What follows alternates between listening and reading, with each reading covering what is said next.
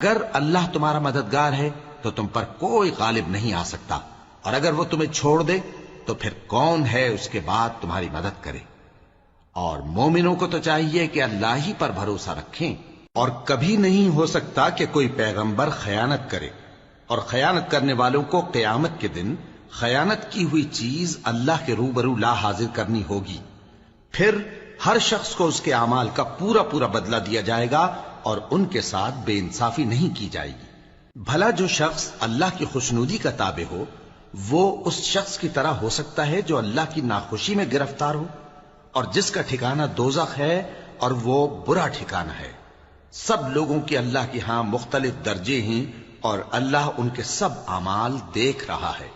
اللہ نے مومنوں پر یقیناً احسان کیا ہے کہ ان میں انہی میں سے ایک پیغمبر بھیجے جو ان کو اللہ کی آیتیں پڑھ پڑھ کر سناتے اور ان کو پاک کرتے اور انہیں کتاب و حکمت کی تعلیم دیتے ہیں، اور پہلے تو یہ لوگ کھلی گمراہی میں تھے۔ بھلا یہ کیا بات ہے کہ جب احد کے دن کفار کے ہاتھ سے تم پر مصیبت واقع ہوئی، حالانکہ جنگ بدر میں اس سے دگنی مصیبت تمہارے ہاتھ سے ان پر پڑ چکی ہے، تو تم کہنے لگے کہ یہ آفت ہم پر کہاں سے آ پڑی؟ کہہ دو کہ یہ تمہاری ہی شامت اعمال ہے کہ تم نے پیغمبر کے حکم کے خلاف کیا، بے شک اللہ ہر چیز پر قادر ہے۔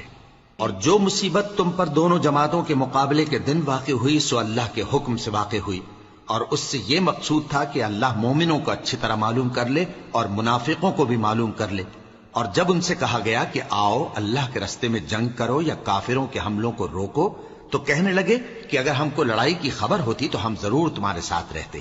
یہ اس دن ایمان کی نسبت کفر سے زیادہ قریب تھے، منہ سے وہ باتیں کہتے ہیں جو ان کے دل میں نہیں ہیں، اور جو کچھ یہ چھپاتے ہیں اللہ اس سے خوب واقف ہے۔ یہ خود تو جنگ سے بچ کر بیٹھ ہی رہے تھے، مگر جنہوں نے اللہ کی راہ میں جانیں قربان کر دیں اپنے ان بھائیوں کے بارے میں بھی کہتے ہیں کہ اگر ہمارا کہا مانتے تو قتل نہ ہوتے۔ کہہ دو کہ اگر سچے ہو تو اپنے اوپر سے موت کو ٹال دینا۔ جو لوگ اللہ کی راہ میں مارے گئے ان کو مرے ہوئے نہ سمجھنا، وہ مرے ہوئے نہیں ہیں بلکہ اللہ کے نزدیک زندہ ہیں اور ان کو رزق مل رہا ہے۔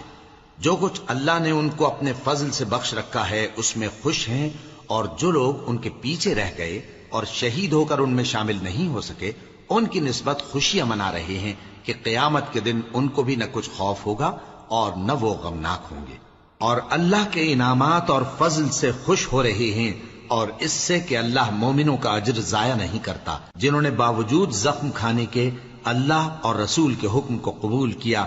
جو لوگ ان میں نیکوکار اور پرہیزگار ہیں ان کے لیے بڑا ثواب ہے۔ جب ان سے لوگوں نے آ کر بیان کیا کہ کفار نے تمہارے مقابلے کے لیے لشکر کثیر جمع کیا ہے تو ان سے ڈرو،